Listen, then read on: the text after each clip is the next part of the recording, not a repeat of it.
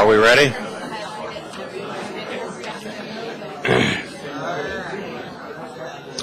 Ladies and gentlemen, good morning. Good morning.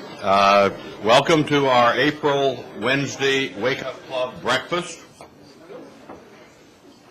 I'm Morton Blackwell, president of the Leadership Institute, and I'm happy to say that spring has sprung. This has been a very long winter, longer than usual. I have been telling our dozen interns since they arrived in January that spring is beautiful in this area, and they have continued to look and see how drab the winter was and how long it has lasted. I'm glad to be vindicated as things start to look lovely around here. We live in interesting times. This morning's Washington Times has a quote from the New York Times, but it's a fellow who is not typical of the New York Times whom they are quoting, their columnist David Brooks. They quote him this morning in the Washington Times saying, "We're living in the age of the liberal copycat." He says, Al Franklin tries to create a liberal version of Rush. Al Gore announced his TV network Monday. Many Democrats have tried to create a liberal heritage foundation, Mr. Brooks said. The theory is that liberals must create their own version of the conservative pyramid, whatever that is. Conservatives have formed their foundations, think tanks, and media outlets into a ruthlessly efficient message machine. Liberals, on the other hand, have been losing because they are too fractious, too nuanced, and, well, too free-thinking. Brooks says, much as I admire my friends on the left for ingeniously explaining their recent defeats without really considering the possibility that maybe the substance of their ideas is the problem, I have to say that the explanation for conservative success and liberal failure is at odds with reality. Conservatives had not triumphed because they have built a disciplined and efficient message machine. Conservatives have thrived, Brooks says, because they are split into feuding factions that squabble incessantly. As these factions have multiplied, more people have come to call themselves conservative because they've found one faction to agree with. Well, the liberals reading that are not going to get a clear understanding of what is going on in the building of a conservative movement. In fact, there is a conservative movement. It is not a vast right-wing conspiracy. There are many, many different independent organizations, a number of which have been founded by people who have counseled with me extensively before they set about starting their own organizations, and for whose assistance I have published this booklet, The Conservative Organizational Entrepreneurs. But the real strength of the conservative movement is that it is diverse, that there are many different conservative organizations run by more or sometimes less competent conservative organizational entrepreneurs, and each of those groups does involve additional people into public policy activity. That's the reality of it, and the strength of it is that these organizations really are not split into feuding factions that squabble incessantly.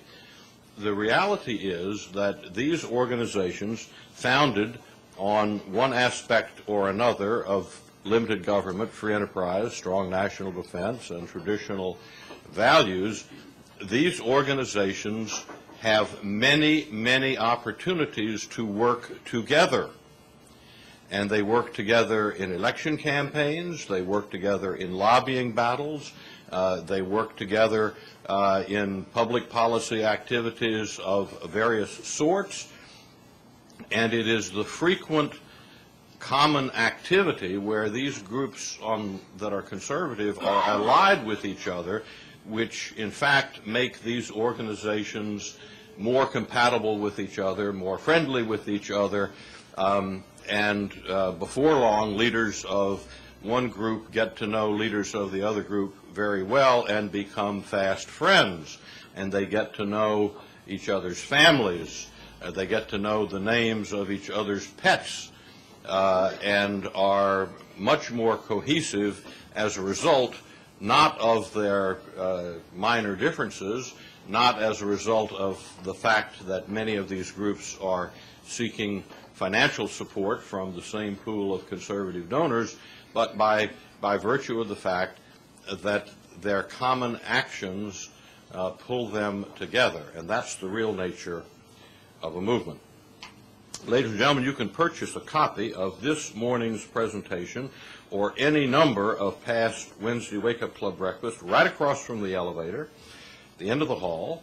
Our Center for Print and Broadcast Media will gladly provide you with as many of those tapes as you'd like at a good price of $15 apiece.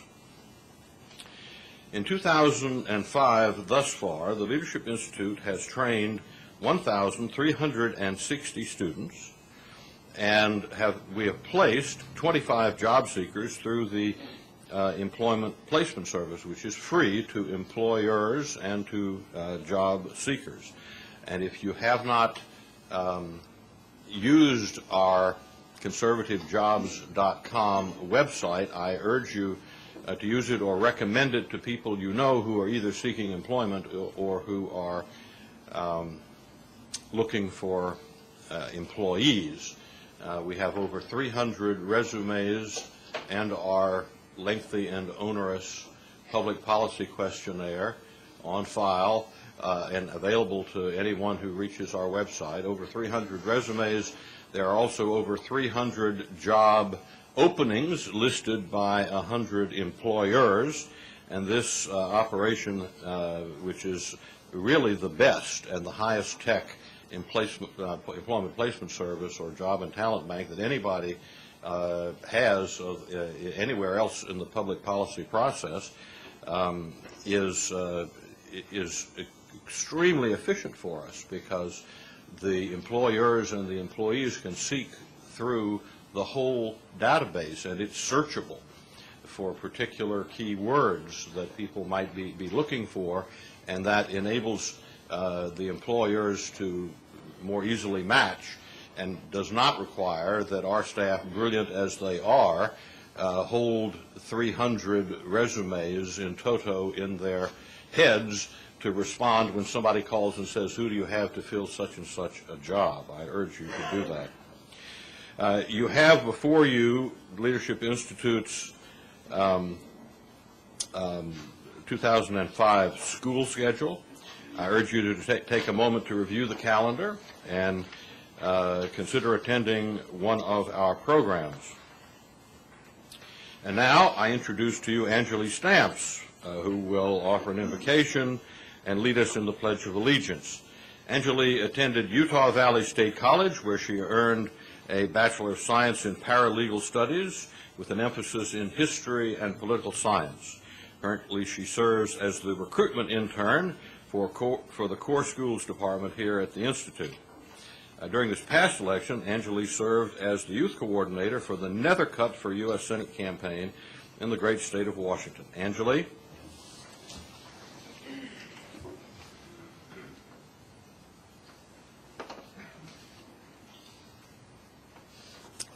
Our dear Heavenly Father, we are so grateful to be gathered here on this beautiful spring morning to serve Thee and to learn more of Thee. Heavenly Father, we ask at this time that Thy Spirit might be with us, and that Thy Spirit might be with Gary Marx as he presents to us ways that we might be able to better preserve this nation that Thou hast granted unto us, and that we might be able to continue to keep it free in the way that we have for so many years.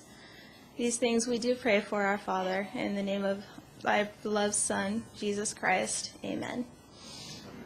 Will you please stand and join with me in the pledge?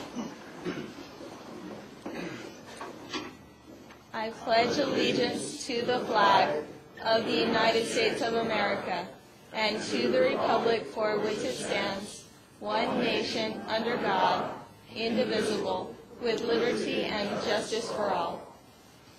Thank you.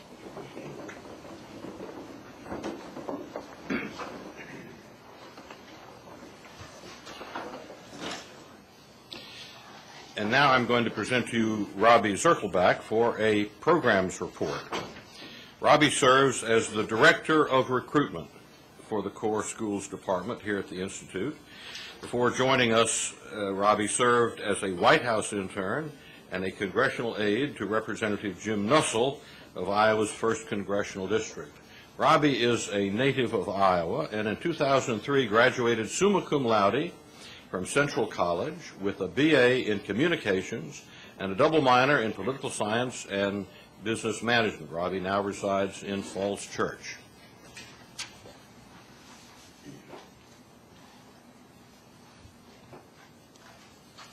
Thank you, Morton, and good morning. I've been asked to give a brief update of some of the exciting things that we're doing in the Core Schools Department here at the Leadership Institute. And before I get into some of the specifics, I wanted to recall something that I read recently. Last week I was reading a column in the New York Times from Liberal Senator Bill Bradley. And in it he was talking about a lot of things that Morton was talking about earlier about the success of the conservative movement over the years and in recent elections, and kind of attributing a lot of that to the political base that we've been able to establish over the years and the system and structure that we put in place. And I quote him as saying, "When the Goldwater Republicans lost in 1964, they didn't try to become Democrats. They tried to figure out how to make their ideas more appealing to voters." And what the former Senator Bradley is talking about is something that we've known at the Leadership Institute for many years, and that it takes more than being philosophically correct. We need to learn how to win. And that's exactly what we do here, is that we teach conservatives how to win. And one of the ways we do that is through the different training seminars that we have in this very room right here. On Sunday, we're beginning one of our more popular training seminars, which is the Campaign Leadership School. In this school, we train future campaign managers and campaign staff in exactly what we need to do to be successful and to have a winning campaign. And thanks to the reputation that Morton's built up over the years, we've been able to get a broad lineup of speakers from all across the political spectrum who have agreed to come speak at the students. Ross Hubler is our Director of Faculty, and he has an excellent lineup of speakers that are going to be here next week, including Terry Nelson, who is the Political Director for Bush's re-election campaign, Dan Hazelwood is President of Targeted Creative Communications, author and political strategist Ron Fushow, Steve Sutton, Chief of Staff for Congressman Lee Terry, and many other great speakers. And that's just a small sample of some of the great breadth of speakers that we're able to get at the schools. We have over 40 students, future campaign managers, that are going to be in attendance at this school. And then starting the following week, on Monday, April 18th, we have a week-long candidate development school. In this school, we're training future candidates in exactly what they need to do to have a successful campaign.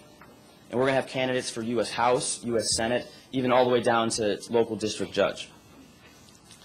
And we have over 30 candidates that are going to be in attendance at the seminar. The other day, last week, I was talking on the phone to one of the students that are coming to the schools. His name is George Bruno, and he's from California. And he's running for Congress in the 13th District against Liberal Congressman Pete Stark. And it's exciting to see the opportunity that some of the people that we're able to train here at the Leadership Institute that can take what they learn and hopefully carry on to California for victory. And I think it's also a testament that we have people from all over the country that are coming to the Leadership Institute, people from as far away as California, that they know that if they want to get the best training possible, that the Leadership Institute is the place to be. And I think that's just a few of the exciting things that are happening in core schools. We're currently on pace to train a record number of students this year.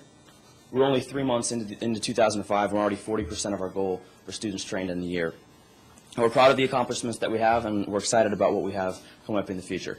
Thank you very much.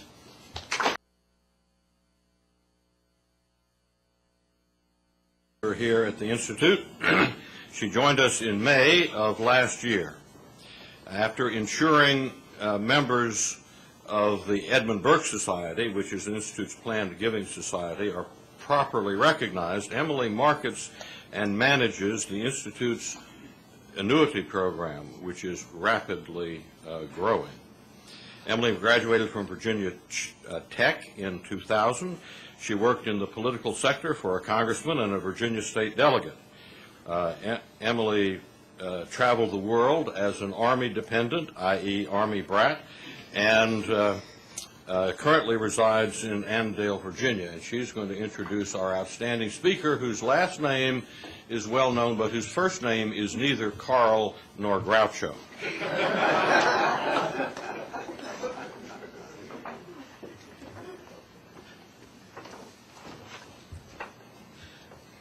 Thank you, Morton, and good morning, everyone. Good morning. I have been looking forward to introducing our speaker ever since I learned he was going to speak to us today. You see, Gary and I go way back. Gary, correct me if I'm wrong, but I believe we were first introduced at the Dole for President headquarters back in the summer of 1996.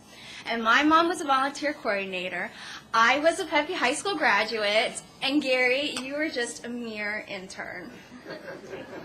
Well, that following summer, Gary wanted to desperately intern here at the Leadership Institute.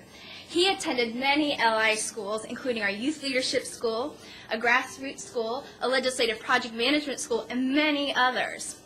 But even after receiving all of this training, Gary wasn't given the opportunity to be a full-fledged LI intern.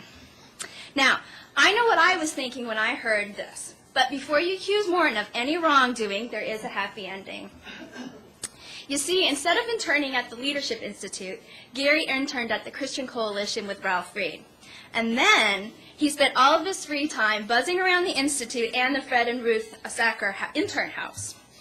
Now, many of the LI interns didn't even know that he wasn't a member of their group until the semester ended. But to Morton's credit and Gary's persistence, Gary is now considered an honorary member of the summer intern class of '97. Good job. Okay, let's fast forward to when President Bush was revving up his election campaign. In order to win the 2004 election, President Bush had to draw substantially more socially conservative voters to the polls than he did in 2000. President Bush and his inner circle decided to hire a staff member who would court the conservative groups full-time. For the first time in presidential election history, a campaign put one full-time staff member in charge of getting a candidate's message to the conservative groups. That very important job was given to Gary Marx. He spearheaded the outreach to conservatives. In particular, Gary's coalition program helped increase the president's social conservative vote, or the values voters, to 21.3 million, or 36% of the total Bush vote. Because of his success in courting the conservative vote for President Bush, Gary is now the executive director for the Judicial Confirmation Network. The JNC works to ensure the confirmation process for all judicial nominees is fair, and that every nominee sent to the full Senate receives an up or down vote. The fiercest political battles in America this year will almost certainly be fought over judicial nominations. Gary Marx will be a key leader for conservatives in those battles. Because of the training Gary received from President Bush's re-election campaign, Ralph Reed, Morton Blackwell, and the Leadership Institute, Gary is prepared to lead the fight. Gary is the man to fight the good fight over judicial nominations. Please join me in welcoming one of the conservative movement's rising stars, Gary Marx.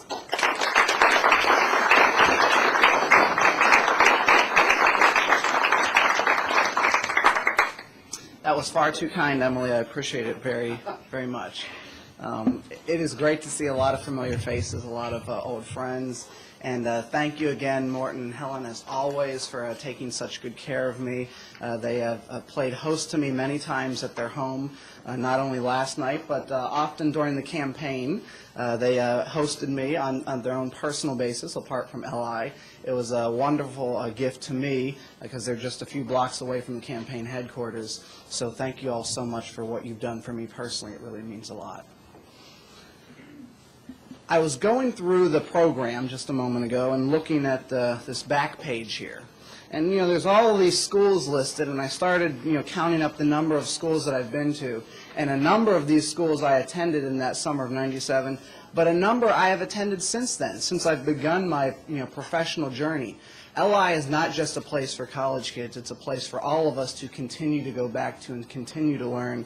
I've been to almost 10 full schools now, and I intend to increase that number in the future. It's just a lifetime learning institution, and I appreciate what each one of you do to support this important institution, and I know that I will continue to support it and speak highly of it wherever I go in the future, because LI not only has made me an honorary intern in the class of 1997, they're an honorary institution in my heart.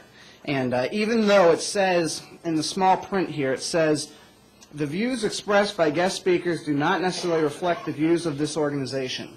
Well, what I have to say in response to that is what Ronald Reagan said to a group of evangelicals during his campaign, I believe, in 1980. And he said, while I know that you can't endorse me, I endorse you and everything you stand for. And that's how I feel about the Leadership Institute. Well, on to serious business, and we have serious business to discuss this morning. But before we get into that, I want to read to you a little bit from the January 21st edition of Newsweek, and this is a report by Eleanor Clift, who we all know and love. Quote, every Friday morning, the vast left-wing conspiracy assembles in the office of the Leadership Conference on Civil Rights in downtown Washington, D.C. to map out strategy and swap rumors about judicial appointments. She describes the 185 progressive groups in this coalition this way. They range from the usual suspects like the NAACP and women's pro-choice groups to the not-so-obvious Sierra Club and AARP. Cliff goes on to explain that just as social conservatives are promising to put pressure on red states, which the LCC organizer Henderson says his grassroots organizers are doing, they're also going into blue states, where there are Republican senators like Pennsylvania, Maine, and Rhode Island. Judiciary Committee Chairman Arlen Specter doesn't get a free ride, Henderson says. Rick Santorum, the junior senator from Pennsylvania, won with just 51% of the vote, and he's up for re-election in 2006. They are meeting, they're active, they're planning.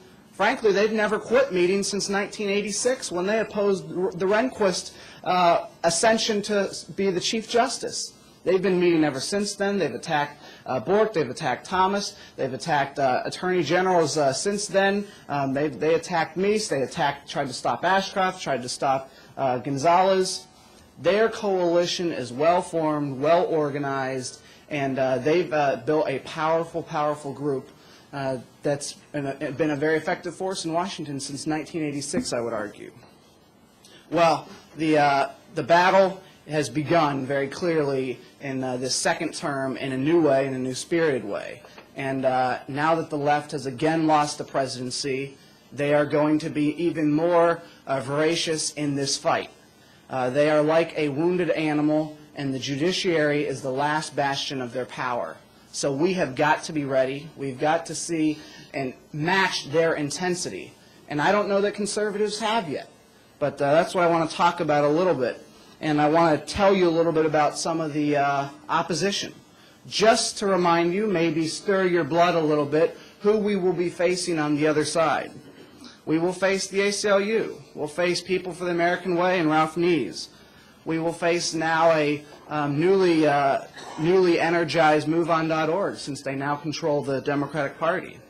We will face Barry Lynn and Americans United for Separation Church and State. NARAL, NOW, Emily's List, Lambda Legal Defense Fund, the Human Rights Campaign, all the other 527s like ACT, ACORN, the NAACP, trial lawyer groups, AFL-CIO, the NEA, anti-war radical groups, and any other of assortment of 527s that were invented last cycle. We have a lot of opposition, and they are mobilized, they're energized like never before. They will pull out all stops, and they will do whatever they have to do to not only obstruct these federal appeals court nominees that we've seen happen since 2003 when that new strategy was employed by then Senate Minority Leader Tom Daschle. We will see them make an effort, if they can, to filibuster a Supreme Court nominee. That, after all, is what this battle that's currently going on in the U.S. Senate is all about.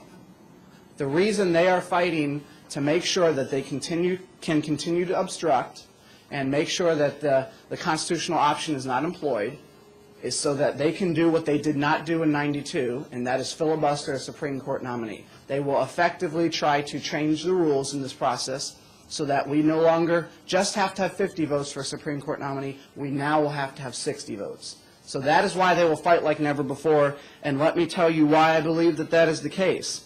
And this is from a Sunday New York Times article. Ralph Neves, president for People for the American Way, said his organization has been preparing for years for this fight over the Supreme Court. Although it had not expected to focus on Senate rules, he said, this is one of the most important votes in the history of the U.S. Senate. In Minnesota, where Senator Norm Coleman, a Republican, is considered a long-shot target for liberal groups, liberal efforts to stop the rule change, members of the liberal abortion rights group NARAL, Pro-Choice America, have been going door-to-door for more than a month in a campaign to win his vote. Get this. We have got 1,000 postcards that Senator Norm Coleman signed so far, said Tim Stanley, executive director of NARAL Pro-Choice Minnesota. This is the key line. Quote, we see the vote on the filibuster as basically a vote for the next Supreme Court justice. That is going to be where the rubber meets the road. We have got to understand that this filibuster fight that's going on is all about the Supreme Court for them. That's what it is. We don't have time to gear up for a Supreme Court fight. We've got to be ready and involved now. And I'll tell you this much, we've probably got just about a month more on this fight. If we do not win this, and we are forced to have 60 votes for a Supreme Court nominee, we would not have a Judge Clarence Thomas. And I would venture to say it makes it more difficult for President Bush to nominate this very conservative constitutional nominees that we want to see. So we've got to do our job now. We've got to do our job now. The other side is very aggressive. Let me just give you a few more examples of what they're up to. You may have seen the large rally that MoveOn.org had 2 weeks ago. They brought in the entire Senate, the Democratic leadership team. Teddy Kennedy was there, Chucky Schumer, Barbara Boxer, of course Senator Robert Byrd was there. Unprecedented that they would go and bow before that group in that way. You've seen People for the American Way just release a TV commercial. Yesterday, the Alliance for Justice released another TV commercial, $10 million ad buy so far. The Democratic Senatorial Committee is sending out petitions. NARAL is now.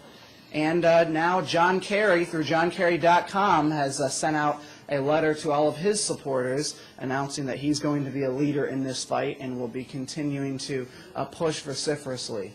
So the only person that hasn't gotten involved is Al Gore, and that's because he's too busy with his TV station now. I won't be surprised, though, if he voices his opinion in the very near future. And don't be surprised that when we see Michael Moore and George Soros get into the mix as well.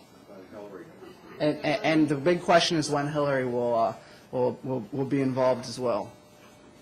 So the vote on ending the obstruction in the Senate is all about the types of nominees that we will get to the Supreme Court. And I will tell you that I believe that the conservative movement is vulnerable to a defeat on this battle in the coming month. I believe we are vulnerable precisely because we have been achieving victory. We have been advancing the ball down the field. I was a high school soccer player, and I had the privilege of learning really to play soccer in Germany. My father was stationed there with the military, and I played with a lot of the German kids in our neighborhood. And one of the things that I learned from them was this point. You are precisely the most vulnerable to be scored on in soccer immediately after you have scored. That is when you relax. That is when you think, things are going well.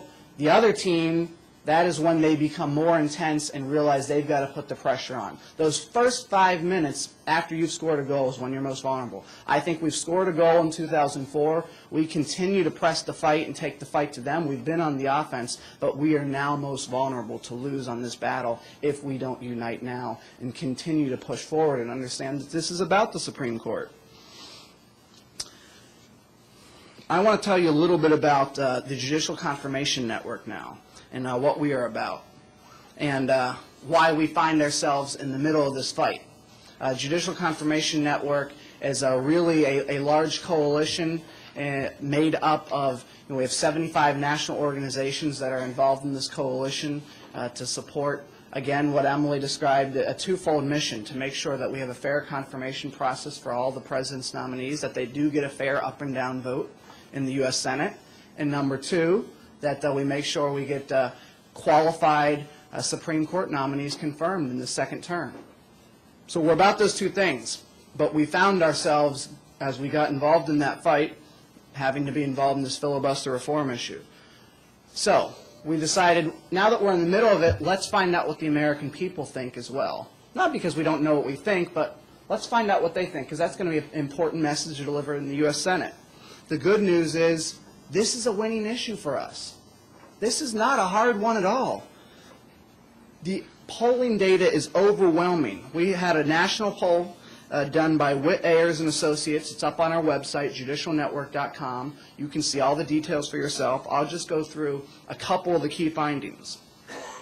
Again, by overwhelming margins, we saw Republican, Independent, Democratic voters all think that well-qualified judicial nominees deserve an up or down vote on the floor of the Senate, and that senators have a constitutional duty to give them a vote. By 81% to 10, registered voters agree with this statement: if a nominee to the U.S. Supreme Court is qualified, he or she deserves an up or down vote on the floor of the Senate. The numbers are very similar. Republicans 83%, Independents 80% agree, Democrats 81% agree with that statement. Support for an up or down vote on the floor of the U.S. Senate, 82% of voters agree if a nominee to any federal judgeship is qualified, he or she deserves an up or down vote on the floor of the Senate. 85% Republicans, 81% Independents agree with that statement, and 81% of Democrats agree. Finally, last one I'll give you. Quote, senators have a constitutional duty to give an up or down vote on the floor of the on the floor of the Senate for a Supreme Court nominee. 78 to 12% overall is the margin. 78% of Independents, 77% of Democrats agree with that statement. This is a winner. This is not a hard one for our team to fight. The people are with us on this battle. We've got to talk about every nominee deserves a fair up or down vote. And increasingly, we need to talk about specific judges who are not being given a fair up or down vote. Why will the Senate Democrats not give Judge Janice Rogers Brown a fair up or down vote in the Senate? If you disagree with her, take that debate to the floor of the U.S. Senate. That's the American way. Let's have that debate on the floor. Let's hash out all those issues. If she has ethical dilemmas or character issues, bring those to the floor of the U.S. Senate. Have the debate, have the vote. That's what's been done for 200 plus years of Senate history. Never before, never ever before has a nominee with majority support not been given a fair up or down vote. Never. That is what changed in 2003 when the Senate Democrats went nuclear and shut down the process. The process has been shut down since then. What we are trying to do is simply restore the process to what it's always been, a fair up or down vote. And whose example are we following? We're following the very example that was set by then Majority Leader Robert Byrd. When Senate rules had been abused, Senate tradition had been abused, the rules were restored. He did that 4 times through the course of the Senate. And ultimately, this is about restoring what the Constitution demands in the advice and consent clause. The President does have the right to nominate individuals, and the Senate has an obligation to vote on them up or down. The Senate Democratic minority is restricting the other senators from actually fulfilling their constitutional duty to provide a fair up or down vote. And if we think that somehow the Senate is going to be shut down if the constitutional option is employed, well, what would be very different than what they've already done on dragging their heels with exploration on the North Slope of Alaska and dragging their heels on Social Security reform and all the other judicial nominations? I don't see that much would change. But if they do want to shut down the Senate in response to this, well, I think there'd be a lesson that they should go back to and look not only look at not only at the fact that they no longer have Tom Daschle with them leading the fight, but also look back at 1995 and how the American people react to groups that shut down the government. I think that that's a message that they're going to have trouble selling. So I think we've got to move forward with all due vigor in this fight. I think it's a winning message. The polling data bears that out. And I think, frankly, beyond the polling data, we've got to remember what the Constitution requires of us. And that's why we've got to move forward first and foremost. So judicial confirmation, we're going to be involved in this fight in a very vigorous way. The great thing is we have a lot of intellectual firepower out there. There are a lot of good legal minds that are a part of this effort, and many leading their own organizations, but in synergy with this coalition. Some names you might know, of course, C. Boyden Gray, who is Bush 41's chief counsel with Committee for Justice, is doing a phenomenal job. Attorney General Ed Meese over at Heritage Foundation, Jay Sekulow with American Center for Law and Justice, Leonard Leo with the Federalist Society. We have a good team of legal minds that are out there leading this fight. So that's good news for us. We have some good leaders. Again, we've got a lot of national groups and increasingly state groups that understand the value of this fight and are joining this coalition. The one thing that we are uniquely doing, and this is the thing I'm most proud of that we do with JCN, is we are trying to fill a niche within the conservative movement of taking a national fight but bringing it to the states. And that's because the states are where the grassroots power is. The one thing that I learned more than anything on the Bush-Cheney campaign was we need to take all of our resources, all of our firepower, and direct them to where it most counts. And that was in the battleground states. If you lived in Virginia, you did not see a lot of the Bush-Cheney campaign. Even though as a Virginian, I wish I would have spent more time here, but you didn't. We weren't a battleground state. If you were in Texas, you didn't get any ads. You didn't get any radio commercials. You didn't get staff visits. It will be the same way with this fight. As we prepare for the Supreme Court battles ahead, we are putting in place grassroots judicial coalitions in battleground states across the country. I've already been to 7 states. I'll be to another state next week and continue on from there. We'll have about 10 to 12 battleground states. We are traveling the country and working with economic conservatives, social conservatives, attorneys, business leaders, religious leaders, putting together judicial coalitions state by state, state chairman, executive director, grassroots committee, media committee, so that they, from the grassroots up, can be the effective fighting force, the real people, the real voters impacting their senators. That is always going to be more influential than the power of my argument in the halls of the U.S. Senate. That's what we learned at the Leadership Institute. We go to the grassroots, we get the people and the voters involved. So that's what we're doing. And the nature of our coalition is not to be a top-down command and control. That's what the left does. That's their style. Ralph Nees and Nan Aaron, they all get their 185 progressive groups in a room, and they send out the marching orders. And, that would be the Marx way to do things, but not the free enterprise way to do things. We are here to be a service engine to those groups in the states, provide them talking points, provide them resources, coordinate with them. When we are doing TV commercials and phone campaigns into their state, they're able to advise us on how to do that best. And we will be doing those things in the very near future. You will see some responses along those lines to make sure that we have a proactive, positive voice in response to what the left has been doing. So we're doing that across the board in states across the country. The good news is the terrain is well suited for us, and the terrain is actually very well suited. We are by far the majority of our states. I would say 90% of our states are red states with blue senators. There's 1 or 2 places where we've got to keep our team in line, we believe, for a Supreme Court fight. But by and large, we are in places, good red states like Nebraska. Overwhelming majority red states like Nebraska, and able to speak a strong message in a state like that. And the terrain is very well suited. I feel very good going into these fights if, as we've always had in the past, we only have to have 50 votes for a Supreme Court nominee. If the rules are changed, it's going to be a lot more difficult. I think victory is still within reach, but it will cost us a lot more to win that victory and achieve that victory. So let me talk to you about the timing of the battle and what it may look like when we do have a nomination fight underway. One day we may hear, for instance, Chief Justice Rehnquist may send a letter announcing that he's resigning. I believe that when that happens, when that becomes public, we will have a very, very short timeline, and we've got to be ready. I think that within that probably first 36 to 48 hours, you'll see the president make a nomination to fill Chief Justice Rehnquist's seat. Now, you may have simultaneously two battles underway.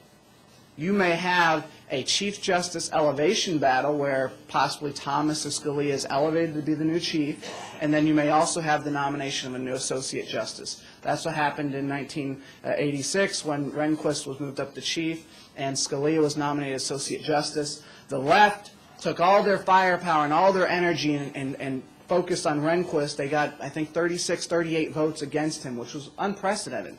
But then Scalia actually slid in under the radar. One of the biggest regrets that they ever had, not fighting Scalia the way they should have.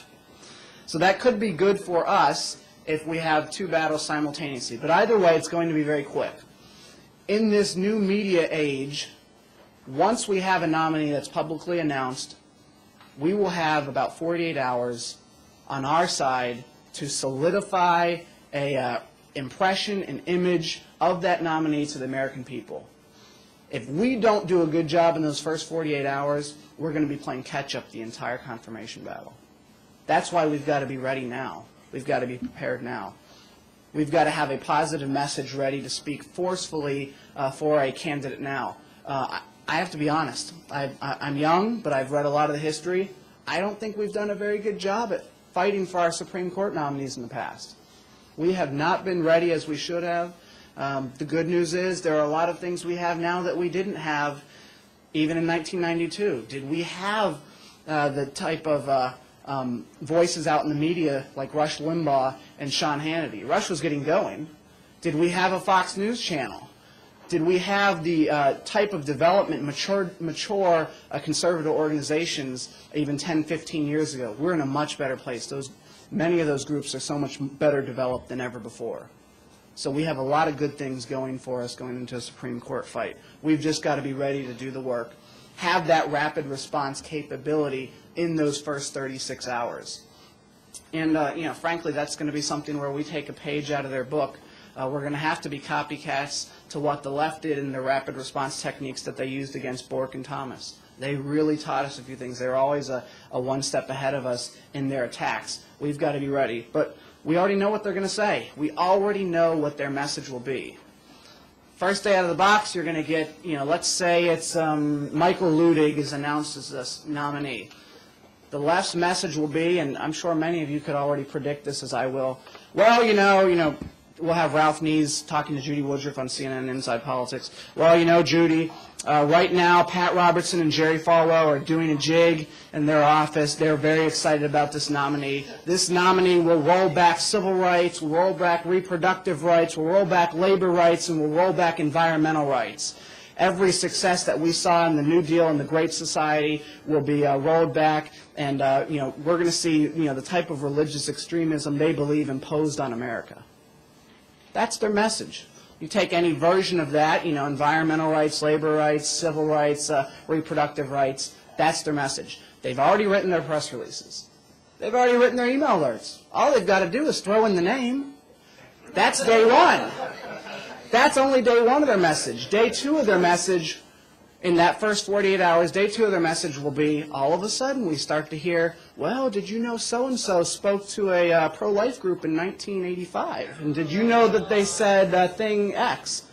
Well, did you know this person has been a regular associate of a group called the Council for National Policy and once spoke there in 1991? Then the character assassination will begin, the ethics issues, old law clerks popping up saying this and that. We know how the game's going to be played. We've just got to remember it, and we've got to remember how to be a proactive, positive voice on behalf of our nominee in that process. We've got to be smarter. We've got to be more cunning. We know what their message will be. It's not going to be hard to react to it. Well, I've talked to you a little bit about the battle and the good news and why I do think we're poised for success if we do our jobs as conservatives. Let me wrap up and share a few things, and this is something I want to share specifically, to many of you because you're here with the Leadership Institute, your staff, your supporters, and this is a message that I hope you'll take to heart. I look forward to working with many of you on the critical battles in the future. I believe many of you will be involved in this fight. I also believe, though, that this battle is not just about this second term. I believe this battle for the judiciary is much longer than just one term of a president. This is a 10 to 15-year battle, at least. By breaking into Fortress Europe on D-Day, the Allies were able to finally turn the tide against Nazi Germany. That was when we were able to turn the tide and we were able to see around the corner to victory. And we could begin to count down the days to victory. Every day we marched through France, we could count down the days to victory. We could see the horizon. We knew that victory was going to come. I think that by putting liberals on the defensive in the judicial battles, not just Supreme Court, but Federal Appeals Court, on down the line, by putting them on the defensive in the judiciary as a whole, which is their last bastion of power, we can do the same thing that the Allies did when we were able to open up a second front in Normandy in the summer of 1944. We know how to win the executive branch. We've proven that conservatives can run and win the presidency. Great. We know how to win the legislative branch. We need a few more U.S. senators, I think. That would be helpful. The House is doing really well. That's not a problem. The judiciary is the final frontier for us, so to speak. And I would posit to you today, we must conquer that final frontier. There is no other option before us.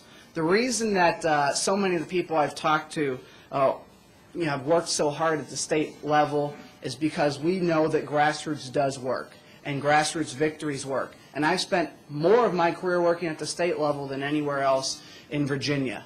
And I've done those things because I was proud of my state and wanted to make sure that my state was a shining example for many others and that we were able to implement conservative policies. But because of how the judiciary continues to overstep their boundaries and authorities, the achievements that many people at the state level have are simply overturned by court injunction, by activist rulings, and increasingly by international and world opinion being used to overturn state laws. As I've traveled from state to state, this has not been a difficult argument to make at all. And the people at the state level, the grassroots, understand that. They've understood and they're willing to get involved in this fight and put some things they're doing in their states on hold because they understand that all of that investment, all of that time and effort and money that we put into those battles at the state and increasingly at the federal level don't matter a hill of beans when they're simply overturned by one judge, one activist judge who's gone far beyond his authority. That's why this is not a hard argument to make. But they also understand that it's going to take them at the grassroots level getting involved. I'd like to paraphrase a quote that Rush Limbaugh uses often. And it goes like this: grassroots campaigning is a lot like abstinence.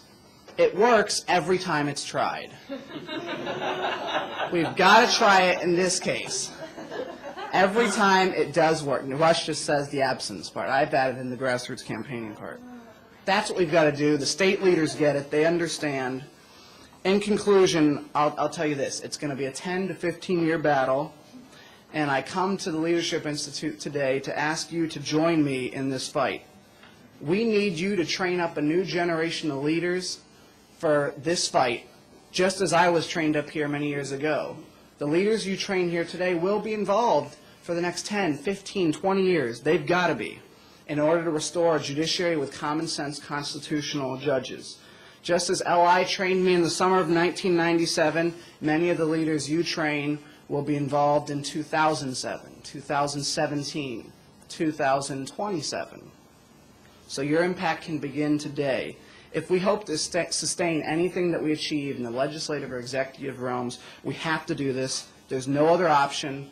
There's no other option but to restore what the founders had envisioned as how government should be run, rather than having an unelected, uncontrollable, and unaccountable branch of government in the judiciary. There's no other way. We've got to achieve this for the future generations. We've got to achieve this for our children, like my 2-year-old daughter, and we've got to achieve it for her children. And that's why we're here today. I'm happy to hear any questions that you might have.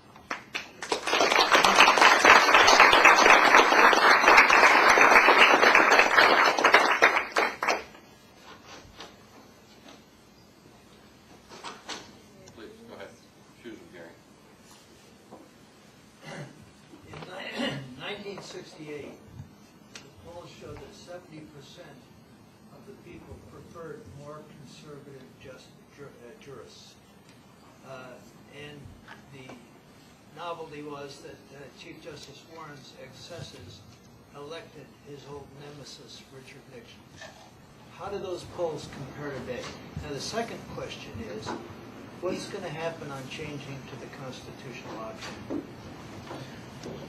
Well, I'll take the first one. I think the polling is very good across the board whenever we talk about judges. As I traveled the country with the president during the campaign, that was always one. Between that and the marriage issue, those were the top applause lines that he would get at those 15,000, 20,000 person rallies across the country. The people are clearly there. The numbers show that. Look at how the people reacted to Tom Daschle and the obstructionism that he led. People of South Dakota sent a clear message, and that's the same kind of message that we want to make sure is delivered in red states across the country. We're not going to do as well in blue states like Maine with that message, but we don't have to in every case. So I am very optimistic about that message overall. The second part of your question was constitutional option. I think that that's going to come to a head probably in early May. We probably have about 4 or 5 weeks to fight this battle. I think that Senator Frist has been a bulldog on this issue and will continue to be. He's going to be a little bit more reserved bulldog in trying to exhaust every option left to him to try to reach out and extend the olive branch, which is not being reciprocated in any way, shape, or form. But he's going to make sure that he's able to say he was fair to the other side. And at the end of the day, I think we're going to move forward in this. We're going to see that vote happen in early May. And again, we need 50 votes plus Dick Cheney's tie-breaking vote. That's what we need. And we've got 55 Republicans and 44 Democrats and 1 independent, and I think we can get there. Do we have the votes? If the constitutional option is exercised with Snow and Chafee, and I'm worried we may not have what we need. John Warner. I think it's going to be a difficult fight, but I have every confidence that we're going to have that 50 plus 1 when I do the math. There are some people that, publicly they'll say one thing and privately they've said another thing, and they want to be seen as more moderate voices, but at the end of the day they're going to be with us. And especially I believe that because some of those people are people that want to run for president in 2008. If they go wrong and abandon the party on this crucial of an issue, I think that will be very difficult to explain to voters in Iowa, New Hampshire, and South Carolina in 2008. I'm sort of confused with why the nuclear option is necessary. From what I understand of the Senate rules, is the Democrats have threatened a filibuster, and the Republicans have never called their bluff. I don't understand why bluff has even been called. Because I'd love to see Kennedy stand up and talk for days and we get to shut. To me, that's a better political option, but I don't understand. So that was the first question I brought to the process when I started really studying this just about 4 months ago after I got off the campaign. I never understood why we never actually saw the Democrats on the floor filibustering like they did in Mr. Smith Goes to Washington. Unfortunately, that's a Hollywood myth, and the filibuster doesn't actually work that way. And I'm not a parliamentary expert, and I wish I could explain this a little bit better, but as I've understood it, the burden is on the Republicans to actually be in the chamber, not the Democrats. One Democratic senator has to be there, and when those votes are called to end the filibuster, all the Republicans have to show up, and that one Democrat who's been filibustering, he can go take a 10, 15-minute bathroom break, he can go get something to eat. When the vote period is over, that's when he has to be back. So the burden is put entirely on the Republicans to end the filibuster with the parliamentary rules and how they work. I wish I could give you a better, full explanation than that, but you'll have to get somebody like and Bill Wichterman, who's on the Senate staff there, to come in and do that kind of discourse with you. But that's unfortunately the sad reality of how it works. Yes, sir. I couldn't tell from your talk which battleground state you were talking about, and I'm wondering whether you think your job is to hold the rhinos or to peel off some Democrats. It's definitely to peel off Democrats. I think once we do have the Supreme Court nominee, there's going to be a couple of our side that'll peel off, like Olympia Snow and Chafee, and I don't see that Specter is someone that you can lobby anymore. When you've survived a primary challenge from the right as vociferously as we have, I think the commitment we got for him to vote them out of committee and then vote his conscience on the floor, that's as good as you're going to get. So most of our efforts are going to be focused on Democrats who we want to bring over, and places like Nebraska, places like Arkansas, where there are 2 Democratic senators in a red state that are going to have a difficult time explaining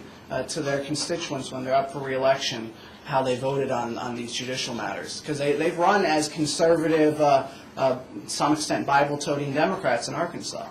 And places like Florida, where Bill Nelson is up for re-election in 2006, an increasingly Republican state. We just went we advanced 5 percentage points in Florida. Nobody expected that in this election.